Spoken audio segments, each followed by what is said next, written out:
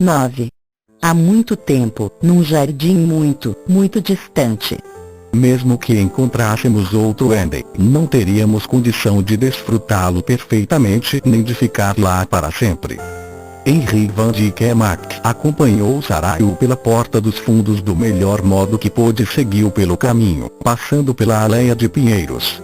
Andar atrás de um ser daqueles era como seguir um raio de sol. A luz parecia se irradiar dela e refletir sua presença numa infinidade de lugares ao mesmo tempo. Mac concentrou-se no caminho. Enquanto rodeava as árvores, viu pela primeira vez um magnífico jardim e pomar, contido num terreno que não teria mais de 4.000 metros quadrados. Mac imaginara um jardim em estilo inglês, perfeitamente cuidado e organizado. Não era assim. Era um caos de cores. Jorros ofuscantes de flores se espalhavam em meio a legumes, verduras e ervas plantados aleatoriamente, um tipo de vegetação que Mac nunca vira. Era confuso, espantoso e incrivelmente lindo. Para mim parece uma confusão, murmurou Mac baixinho. Sarayu parou e se virou para Mac, com o rosto glorioso. Mac.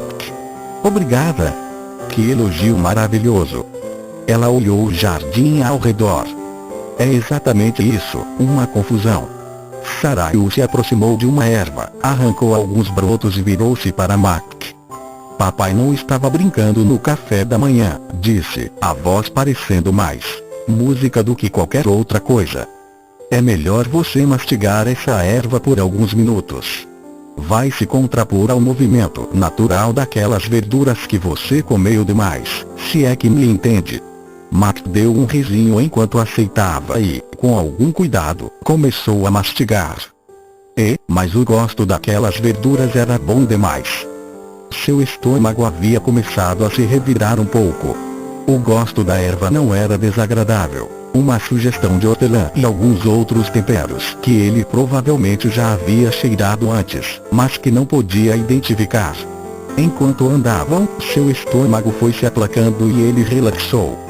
Sem dizer uma palavra, tentou seguir Sarayu de um lugar a outro no jardim, mas acabou se distraindo com as incríveis misturas de cores. Era tudo maravilhosamente espantoso e inebriante.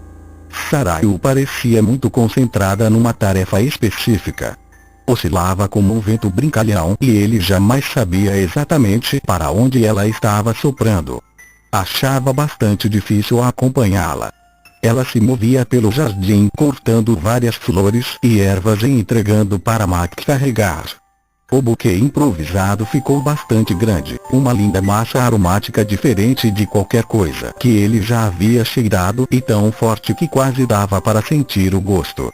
Depositaram o buquê final dentro de uma pequena oficina que Mac não havia notado antes, como se estivesse enterrada num adensamento de mato selvagem. Uma tarefa terminada, anunciou Sarayu, e outra pela frente. Entregou a Mac uma pá, um assim, uma foice e um par de luvas e flutuou por uma trilha coberta de mato que parecia ir em direção à extremidade mais distante do jardim. Pelo caminho, às vezes diminuía a velocidade para tocar uma planta ou uma flor, sempre cantarolando a música repetitiva que havia cativado Mac na tarde anterior. Ele seguia, obediente, levando as ferramentas. Quando Sarayu parou, Mac quase chocou-se com ela. De algum modo Sarayu havia mudado. Agora veste roupas de trabalho, jeans com estampados loucos, uma camisa de trabalho e luvas.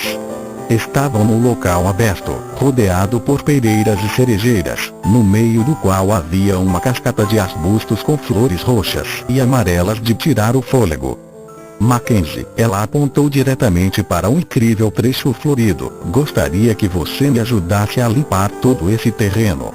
Há uma coisa muito especial que quero plantar aqui amanhã, e temos de deixar tudo pronto. Olhou para Mac e estendeu a mão para a foice. Você não pode estar falando sério. Isso é tão maravilhoso. Mas Sarayu pareceu não notar. Sem mais explicações, virou-se e começou a destruir o espetáculo artístico das flores. Fazia cortes limpos, aparentemente sem esforço. Mac deu de ombros, calçou as luvas e começou a amontoar em pilhas o estrago que ela estava fazendo.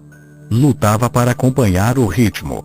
Para ela talvez não fosse um esforço, mas para ele era um trabalho estafante. 20 minutos depois, todas as plantas estavam cortadas junto às raízes e o terreno parecia uma ferida no jardim. Os antebraços de Mac estavam riscados com marcas de arranhões dos galhos que havia empilhado. Estava sem fôlego e suando, feliz por terminar. Saraiu parou, examinando o trabalho. "Não é empolgante?" perguntou. "Já me empolguei com coisas melhores", retrucou Mac, sarcástico. "Ah, Mackenzie, se você soubesse. Não é o trabalho, e sim o propósito que o torna especial." "E", ela sorriu, "é o único tipo que eu faço." Mac se apoiou no ancião, olhou o jardim ao redor e os vergões vermelhos nos braços. "Saraiu, sei que você é o criador. Mas você fez as plantas venenosas, as urtigas e os mosquitos também." "Mackenzie", respondeu Saraiu, parecendo se mover junto com a brisa. "Para fazer algo diferente, um ser criado tem que partir do que já existe." "Então você está dizendo que criei tudo que existe, inclusive as coisas que você considera ruins", completou Saraiu. "Mas, quando as criei, elas eram boas, porque é assim que eu sou." Ela pareceu quase se dobrar numa reverência antes de retomar sua tarefa. "Mas", continuou Mac, insatisfeito, "então por que tantas coisas boas ficaram ruins?" Agora Saraiu parou antes de responder. "Vocês, humanos, são verdadeiramente cegos em relação ao seu lugar na criação. Escolheram o caminho devastado da independência e não compreendem que estão arrastando toda a criação com vocês." Ela balançou a cabeça e o vento sussurrou pelas árvores próximas. "É muito triste, mas não será assim para sempre." Os dois desfrutaram alguns instantes de silêncio, enquanto Mac contemplava as várias plantas ao alcance de sua vista. "Então existem plantas venenosas neste jardim?" perguntou. "Ah, sim", exclamou Saraiu, "são algumas das minhas prediletas. Há certas plantas perigosas ao toque, como esta aqui." Ela estendeu a mão para um arbusto próximo e arrancou algo que parecia um graveto morto com apenas algumas folhas minúsculas que brotavam da haste. Entregou a Mac, que levantou as duas mãos evitando tocá-lo. Saraiu riu. "Eu estou aqui, Mac. Há ocasiões em que é seguro tocar e ocasiões em que é preciso tomar precauções. Esta é a maravilha e a aventura da exploração, uma parte do que vocês chamam de ciência. Discernir e descobrir o que nós escondemos." "Então por que esconderam?" "Porque as crianças adoram brincar de esconde-esconde. Pergunte a qualquer pessoa que tenha paixão por explorar, descobrir e criar. Escolhemos esconder tantas maravilhas de vocês como um ato de amor, um verdadeiro presente dentro do processo da vida." Mac estendeu a mão cautelosamente e pegou o galho venenoso. "Se você não tivesse me dito que era seguro tocar, ele teria me envenenado?" "Claro. Mas, se eu der para você tocar, é diferente." "Então por que criar plantas venenosas?" perguntou Mac, devolvendo o galho. Sua pergunta parte do princípio de que o veneno é algo ruim, uma coisa sem propósito. Muitas das supostas plantas ruins, como esta, contêm propriedades incríveis de curar ou são necessárias para criar maravilhas magníficas quando combinadas com outros elementos. Os humanos apressam-se em declarar que algo é bom ou ruim sem saber de fato. Saraiu estendeu uma pá pequena para Mac, que pegou o ancinho. "Para preparar este terreno, devemos arrancar as raízes de todas as plantas maravilhosas que estavam aqui. É trabalho duro, mas vale a pena. Se as raízes estiverem aí, prejudicarão as sementes que iremos plantar."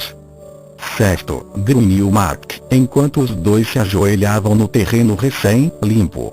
De algum modo Saraiu conseguia enfiar as mãos mais fundo no chão e encontrar as pontas das raízes, trazendo assim esforço à superfície. Deixou as mais curtas para Mac, que usava a pazinha para arrancá-las. Depois jogavam as raízes numa das pilhas que Mike havia juntado antes. Mais tarde vou queimar isso, disse ela. Antes você estava falando que os humanos declaram que as coisas são boas ou ruins sem conhecer. Perguntou Mike, sacudindo a terra de uma raiz. Estava falando especificamente da árvore do conhecimento do bem e do mal. A árvore do conhecimento do bem e do mal. Exato. Declarou ela. E agora, Mackenzie, você está começando a entender por que comer o fruto mortal daquela árvore foi tão devastador para sua raça. Na verdade eu nunca havia pensado muito nisso, disse Mike, intrigado. Então houve um jardim de verdade? Quer dizer, Wendy? Claro. Eu lhe disse que tenho uma queda por jardins. Isso vai incomodar algumas pessoas. Tenho alguns amigos que não vão gostar disso, observou Mike, enquanto lutava com uma raiz teimosa. Não faz mal. Eu gosto muito deles. Estou surpreso, disse Mike com um certo sarcasmo e sorriu para ela. Cravou a pá na terra, pegando com a mão a raiz que estava por cima. Então fale da árvore do conhecimento do bem e do mal. É disso que estávamos falando no café da manhã. Primeiro quero fazer uma pergunta a você. Quando algo lhe acontece, como você determina se é uma coisa boa ou ruim? Mike pensou um momento antes de responder. Bom, na verdade nunca pensei nisso. Acho que eu diria que algo é bom quando eu gosto, quando faz com que eu me sinta bem ou me dá um sentimento de segurança. Por outro lado, eu diria que uma coisa é ruim se me causa dor ou custa algo que eu quero. Então é bastante subjetivo. Acho que sim. E até que ponto você confia em sua capacidade de discernir o que é bom ou o que é ruim para você?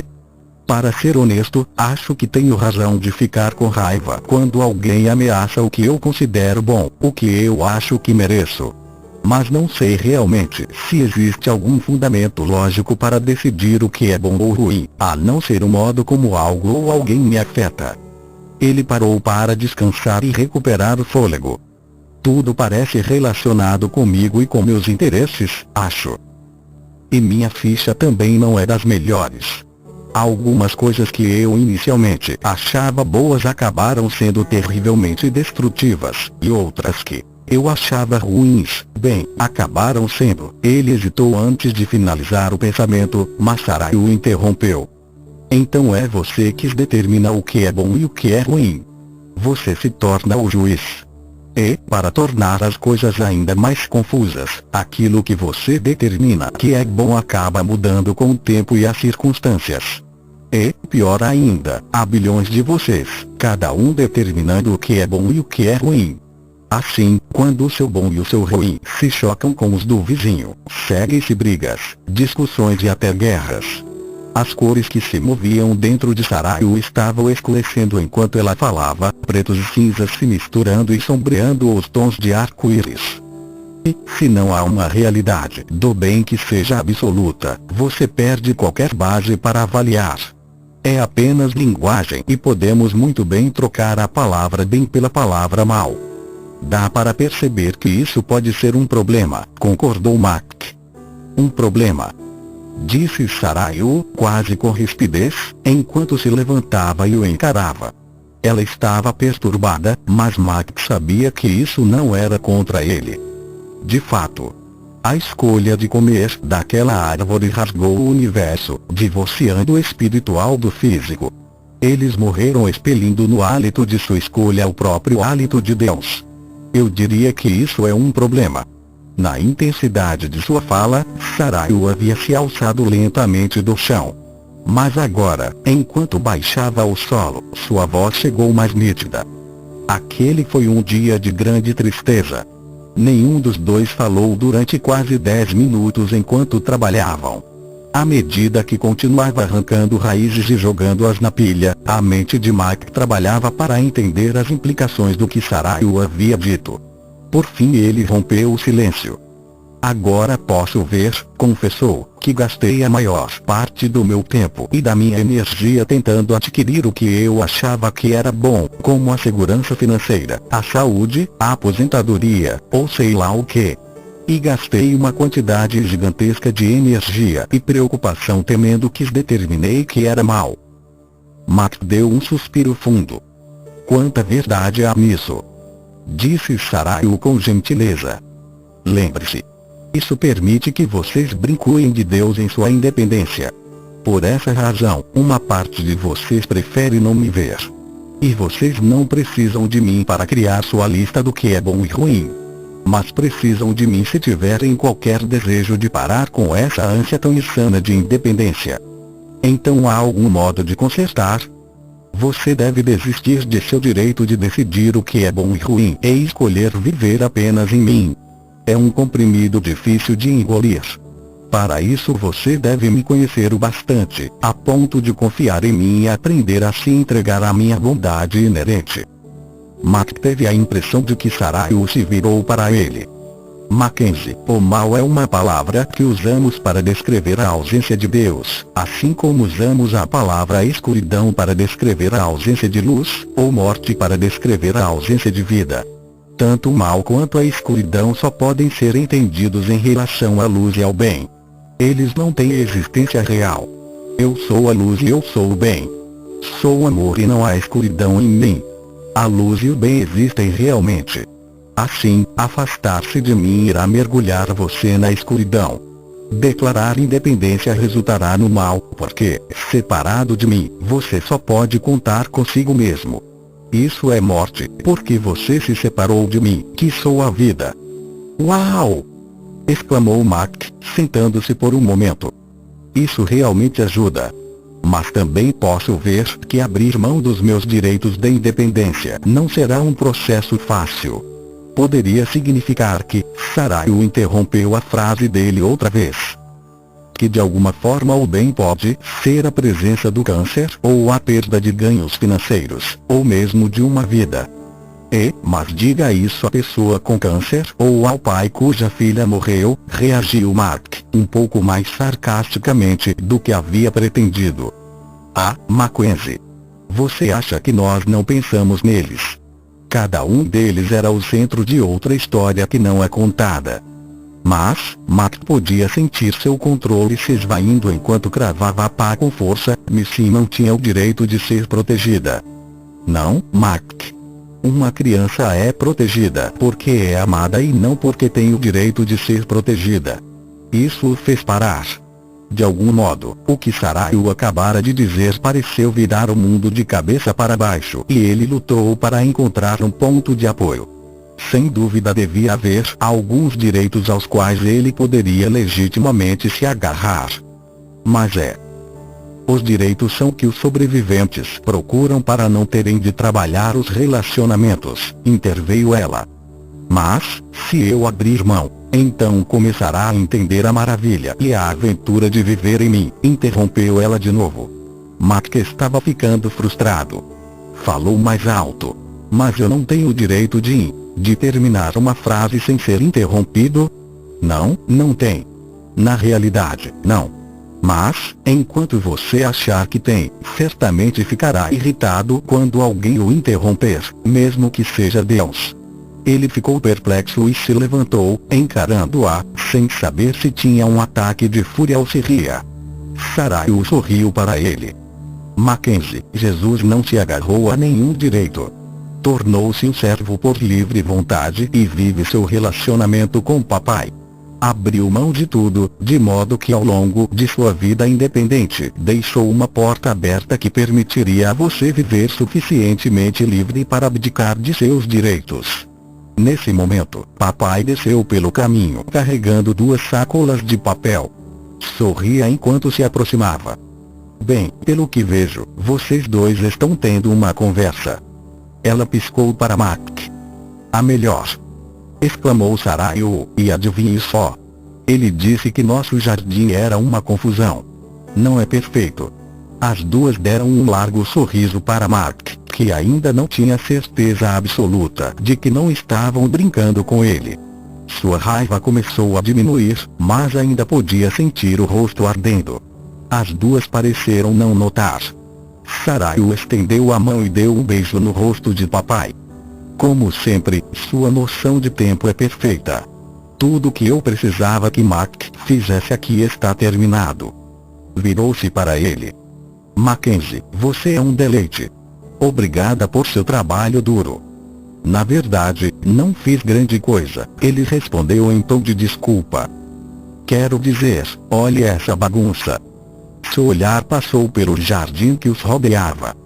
Mas é realmente lindo e pleno de você, Saraiu, mesmo que pareça que ainda resta um monte de trabalho a ser feito. Sinto-me estranhamente à vontade e tranquilo aqui. As duas se entreolharam e riram. Saraiu foi na direção dele até invadir seu espaço pessoal. E não é de espantar, Mackenzie, porque este jardim é a sua alma. Esta confusão é você. Juntos, você e eu estivemos trabalhando com um propósito no seu coração. E ele é selvagem, lindo e perfeitamente em evolução. Para você parece uma confusão, mas eu vejo um padrão perfeito emergindo, crescente e vivo. O impacto das palavras de Saraiu quase fez desmoronar todas as reservas de Mac. Ele olhou de novo o jardim das duas, seu jardim, e era mesmo uma confusão, mas ao mesmo tempo incrível e maravilhoso. E, além disso, papai estava aqui e Saraiu adorava a confusão. Era quase demais para compreender e de novo suas emoções cuidadosamente guardadas ameaçaram se derramar. Mackenzie, Jesus gostaria de levá-lo num passeio, se você quiser ir. Preparei um lanche para o caso de ficarem com fome.